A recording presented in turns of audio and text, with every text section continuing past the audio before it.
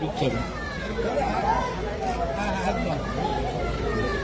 আমাকে police CID administration police অ্যাডমিনিস্ট্রেশনের পক্ষ থেকে বলা হয়েছে মোট 51 জনের নামে এফআইআর হয়েছে, 10 জন এখন অব্দি অ্যারেস্ট হয়েছে। আমি তাদেরকে নির্দেশ দিয়েছি বাকি 41 জন যেখানেই থাকুক, পাতালের ভিতরে থাকবে, ঘুরে বের করে অ্যারেস্ট করতে হবে। দ্বিতীয়ত হচ্ছে জেলা শাসক মহোদয়াকে ধন্যবাদ জানাই। প্রথমেই তিনি 4 লক্ষ টাকা ডিজাস্টার যে ফান্ড আছে জেলা, সেখান থেকে পরিবারকে দিয়েছিলেন।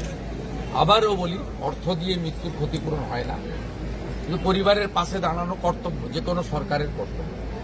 আজকে আমি সিএম রিলিফ ফান্ড থেকে আরও 5 লাখ টাকা দিলাম এবং ওনার যে মেয়ে রয়েছে, বড় মেয়ে 22 বছর বয়স, তাকে আমরা একটি জব দিলাম আমাদের বিডিও অফিসে নিয়ম মেনে, কারণ সরকারি চাকরি স্থায়ী চাকরি পরীক্ষা দিয়ে হয়।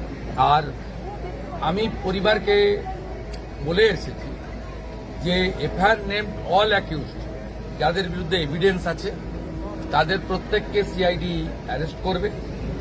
CID also a part of the police, অতএব এটা পুলিশ মন্ত্রীর রেসপন্সিবিলিটি।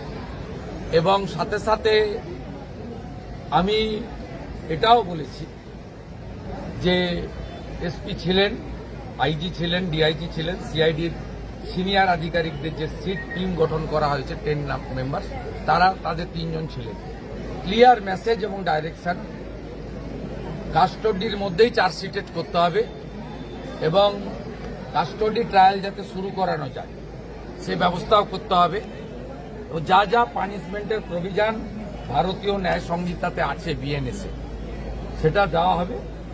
আমি একাধারে পুলিশ মন্ত্রীও যেমন, ল জুডিশিয়াল ডিপার্টমেন্টও আমি দেখি। আমি এখানে চার্জশিট দিয়ে দিলে স্পেশাল পিপিও অ্যাপয়েন্ট করে দেবো, যাতে উইদিন স্টিপুলেটেড টাইম, শর্ট টাইমের মধ্যে তারা বিএনএস এর অন্তর্গত পানিশমেন্ট, চার্জশিটে যে পানিশমেন্ট রেকমেন্ড করবে আইও, সেই পানিশমেন্ট যাতে পায় সেটাও আমরা মনিটর করব। এর আগে এই ধরনের অনেক ঘটনাতে বিচার পাইনি বলে আজকে এই আস্ফালন হয়েছে। 2021 সালে পোস্টপোল ভায়োলেন্সে এই এলাকায় প্রচুর এই ধরনের ভুরি ভুরি অভিযোগ আছে। বাইনানে তো একজন মূকবধির মহিলাকে রেপও করা হয়েছে, যে মামলা সিবিআই নিয়েছে। এগুলোতে পানিশমেন্ট হয়নি বলে প্রকাশ্যে বুক ফুলিয়ে গুন্ডারা, খুনিরা, অত্যাচারীরা ঘুরে বেড়াচ্ছে বলে এদের সাহস বেড়েছে। এর বাইরেও এদের প্রপার্টি সহ যা যা ইলিগ্যাল কাজ আছে, আমি ডিএম ম্যাডামকে বলে গেছি, it's my direction, fact finding করে বলতে হবে যে যারা জমি কবজা করে রেখেছে কিনা, অবৈধ বিল্ডিং করে রেখেছে কিনা, সেখানেও লফুল অ্যাকশন নেব এবং একটা দৃষ্টান্তমূলক অ্যাকশন হবে, যাতে এই এলাকায় আগামী দিনে আইন হাতে তুলে নিয়ে এই ধরনের মানবাধিকার লঙ্ঘন করে কোনো অত্যাচার এবং কোনো নিষ্পাপ দেহ প্রাণ কেড়ে না নিতে পারে। এটা হচ্ছে আমাদের দায়িত্ব, কারণ শাসকের আইন উঠে গেছে এই রাজ্যে, এখন আইনের শাসন প্রতিষ্ঠা হয়েছে, এটা প্রতিষ্ঠা করার দায়িত্ব আমার। এর আগে পুলিশ মন্ত্রী, মুখ্যমন্ত্রী আমার জানা নেই তারা ভিকটিমের বাড়িতে এসে কেস মনিটরিং করার কোনো ইতিহাস আপনাদের চোখেও পড়েনি। আমি বলতে পারি, যাদের ত্যাগের বিনিময়ে এই রাজ্যে রাষ্ট্রবাদী সরকার তৈরি হয়েছে, আমাকে মুখ্যমন্ত্রীর মতো গুরু দায়িত্ব আপনারা দিয়েছেন, আপনাদের ভরসার জায়গাটাকে সম্মানের সঙ্গে, আস্থার সঙ্গে রক্ষা করার দায়িত্ব আপনাদের মুখ্যমন্ত্রী।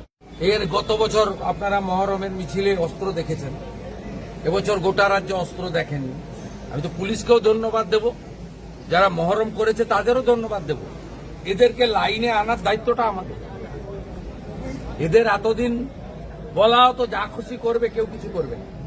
এখন পুলিশ বলছে সরকারের পক্ষ থেকে যা করবেন আইন মেনে করুন, তাই সবাই আইন মানছে। সবাই আইন মেনে নিলে আমাদের কোনো অসুবিধা নেই। সিআইডিকে পরিষ্কার বলে গেছি, 41টাকে ধরতে হবে।